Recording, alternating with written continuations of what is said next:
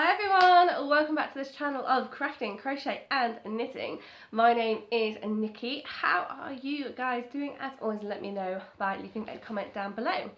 And seeing as we're approaching the 50th episode, I'm going to do that YouTuber thing where I ask you to like this video and subscribe if you haven't already, so that you can see more of these podcast videos. It would really help the channel grow, and I'd love it to start growing really well from the 50th episode. It would be such a beautiful treat. But we're not at the 50th episode yet. We do have this week's podcast, and I'm excited about this one. It's quite jam-packed. We have a finished product that you all actually loved the video of when I first showed it. I have tweaks that I want to talk about that I'm going to make to that design when I make another version. And I also have a yarn shop visit and a yarn shop haul to get through. So yeah, I'm not gonna let this be a really long video, but I'm super excited. It's very jam-packed, so let's get started. The first thing I have then to show you is the finished product, and yes, it is the Sweet Gingham Tunisian Crochet blanket from TL Yarn Crafts.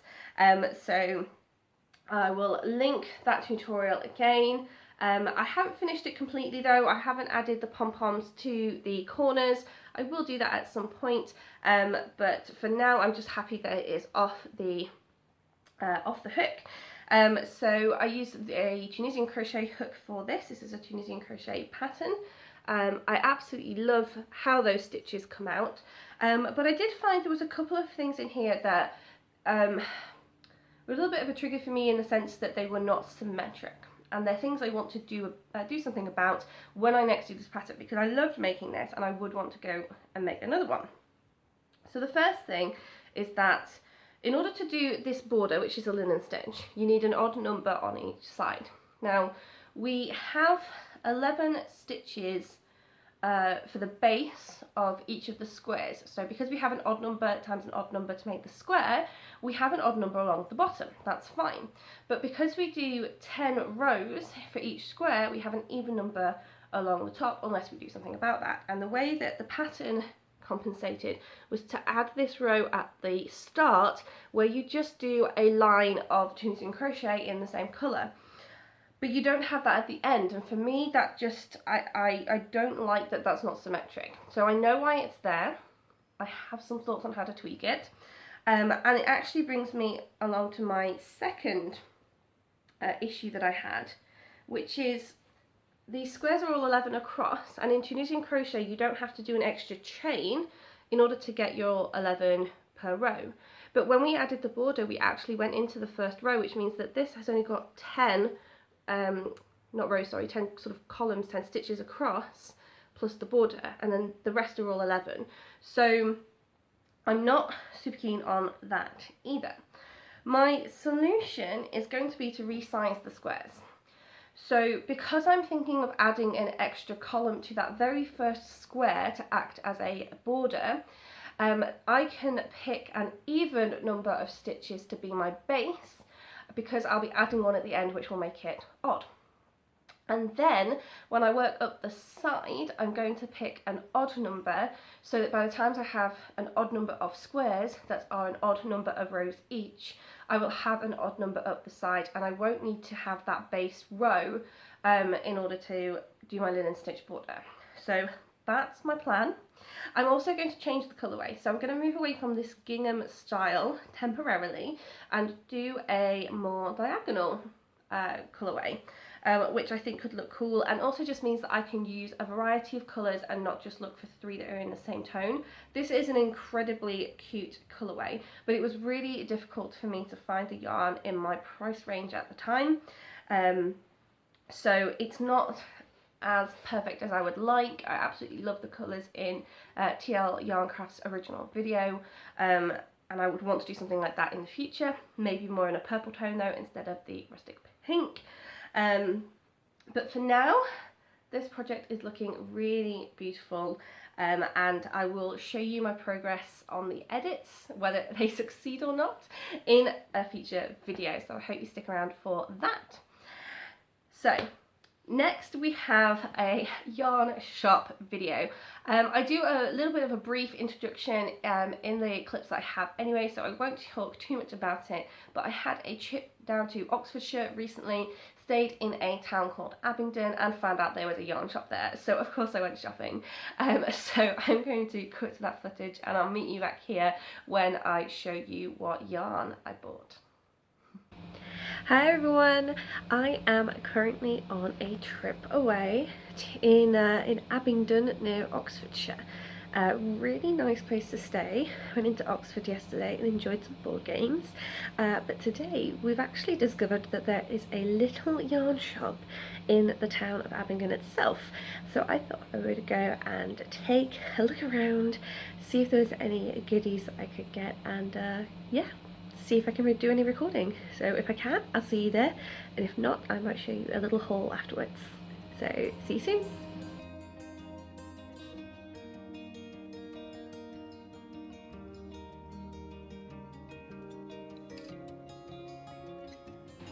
Okay, so this is Masons of Abingdon. They actually have two shops in the area. This is the one with the biggest knitting supply. As you will see, there are quite a few shelves of yarn. There's even a back room with some more yarn in it that I didn't even get around to filming. Loads of patterns available. The other store is a fabric-based store. There's some fabrics out the front of this store as well. Turns out that it is a family-run business. The chap who runs it currently has taken over the reins from his mother, who used to run it, and his son is now also taking over the reins from him and beginning to run the shop too. And also found out that it was really sweet. We're in 4th generation mode because his grandson is also popping into the shop, and maybe a little too early to be learning the ropes, but it's just incredibly sweet that it's a family-run affair and that they've been going for 80 years.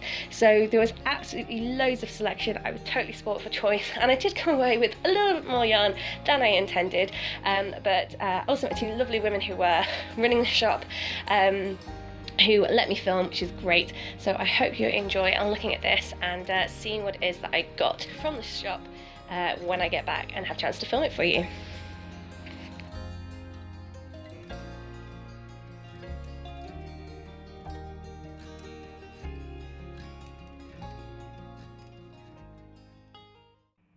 Okay, so I'm back to the hotel room and I really want to do a yarn haul for you, but this is not my most constructive setup. So what I'm going to do is I'm going to keep the yarn safe, and then when I get back home I will set up my usual recording equipment, do the yarn haul there so I can show off the yarn at its best, because I got some interesting yarn. I definitely went for a variety of different fibres and I'm so excited to work with them and so excited to show you them. So yeah, I'm gonna wrap up the video for being in Oxfordshire here, and I will see you once I get back home. So there you go, that was my trip to Oxfordshire and my little visit to a yarn shop there. Really lovely shop. The ladies that were there on the day were great, and I might have bought a bit more yarn than I needed to, considering that I'm doing my somewhat stashless 2021. So yes, the first ball of yarn that I have in my little haul here is the one I essentially went in for, which is the Stylecraft, is this the Stylecraft? Yes, Special DK. I don't typically buy Stylecraft Special DK, even though I know that it's a very popular brand of acrylic, just because I have yarn shops nearby where I can get acrylic DK for a little bit cheaper. But I have been to that yarn shop, well, those yarn shops several times and not been able to find this colour that I've been looking for. This is going to go in the autumn blanket, and I don't have the yarn for the autumn blanket downstairs with me whilst I'm recording, but I basically had these two different darknesses of mustard yellow, and then I had this coppery orange, and I didn't have anything in between and it didn't look very balanced, so I spent ages looking for either more of an orangey yellow or more of a yellowy orange, and in the end I did find this in the store that I went to. It might look a little bit bright on camera, but actually it's a very muted orange. It says it's spice, so I know that this has been put with other colours for autumn mood boards, which I have been such a fan of. So yeah, I took swatches from my autumn blanket in there with me to put up against the yarn, and I do really like it. It just provides that lighter orange and just balances out more of the autumn tones. I kind of felt like I didn't have enough of the golden range. I had quite a few sort of quirky deep tones. I had some greens, but those traditional autumn colours I was missing. So very happy to come across this. Then we have the also Stylecraft, but the Naturals. So this is a bamboo and cotton blend. It's 60% bamboo, 40% cotton, 100 grams, 250 meters in the shade Lavender, and it's so soft.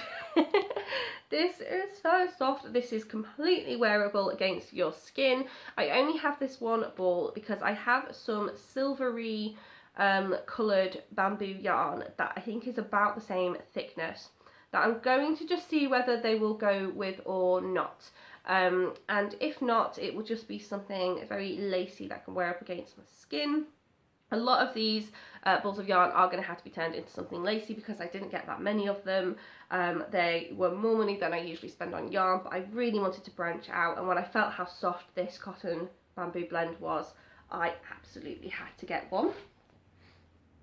I also got some 100% cotton. Now, I've worked with 100% cotton before, but I know I like it, and so I just thought I would try a different brand. Now, I've heard of this brand before, but I've actually never come across it in the UK, which is strange because so many UK makers refer to this brand. And it is the brand Wendy, and this is their Supreme, and it's 100% cotton, but it's mercerized, so it has that lovely shine to it. I don't know about you, but I absolutely love working with mercerized cotton.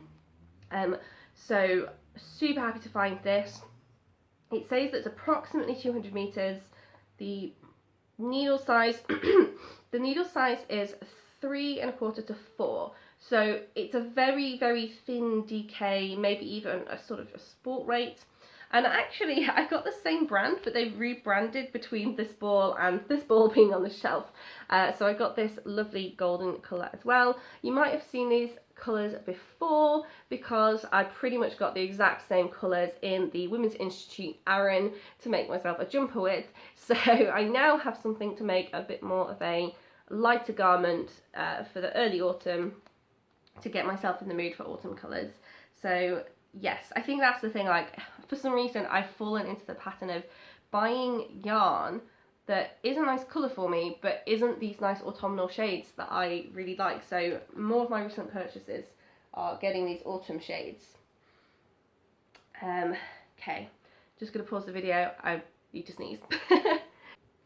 So sorry about that, my allergies again are playing up brilliantly.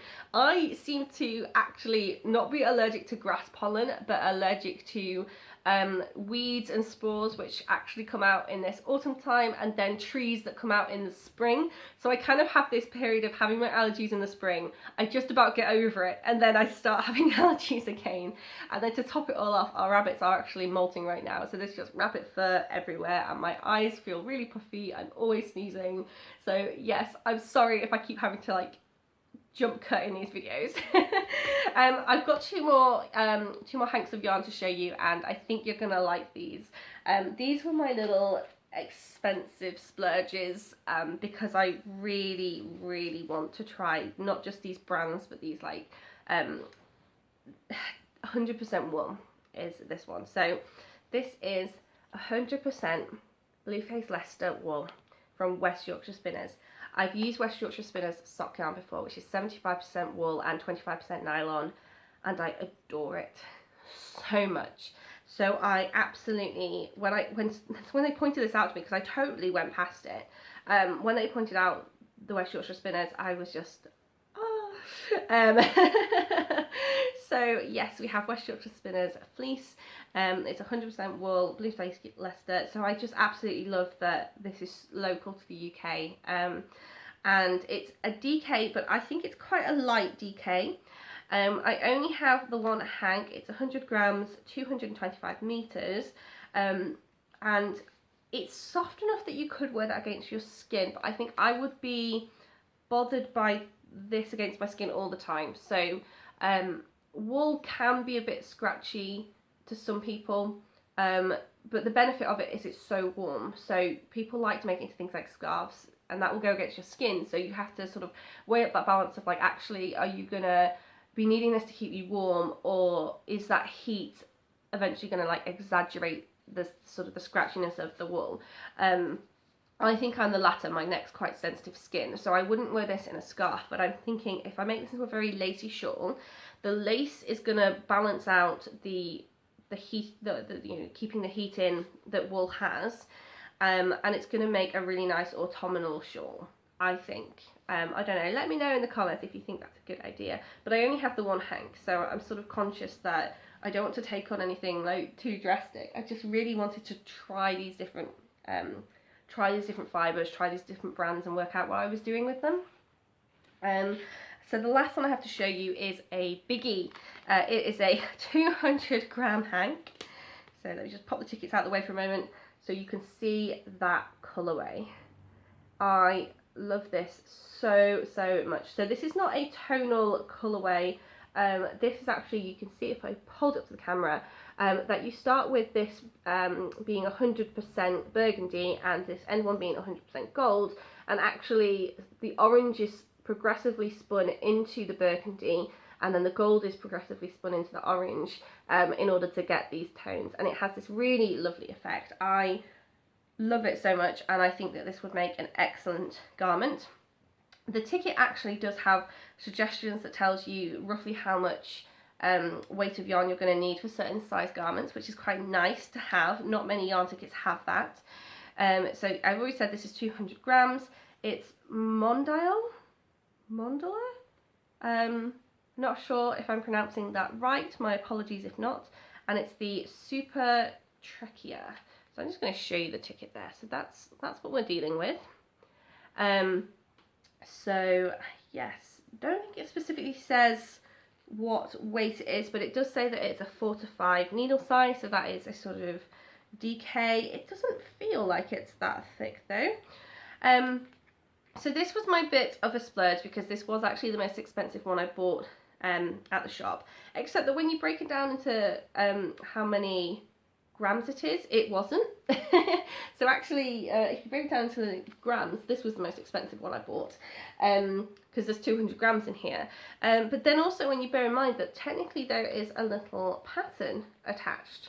Now this is a pattern for a cowl, and I am not liking the softness of this enough to put this against my skin. I think I could just about manage with this, but this is a bit scratchier in my opinion, so I'm not going to attempt to put it into a cowl. But just to note, I do have the pattern, so you know that's another thing that's going to have risen the price. I just think that because of this beautiful, the way that it's been made to be this sort of tonal, well, not complete tonal, but to be this shifting colour, I think that's going to make a really lovely either a shawl, or because there's a little bit more extra yarn, maybe a sort of a capelet or something. Yeah, I can't wait to work with that. Can't wait to wear it as well. It's going to be a perfect garment for autumn. So yeah, really excited by all that new yarn. I've spoken for so long about it. You can tell how excited I was. I promised I was going to keep this one short and I didn't, so apologies. But we did pack in a lot. We have the yarn haul, we have the finished product, and we have the actual yarn shopping experience itself. So I hope you enjoyed this video nonetheless, and I hope that you are as excited as I am for next week's video, which is the 50th episode of this podcast. So yes, I hope to see you there, and again remember to like and subscribe if you are enjoying this channel, and I will see you soon.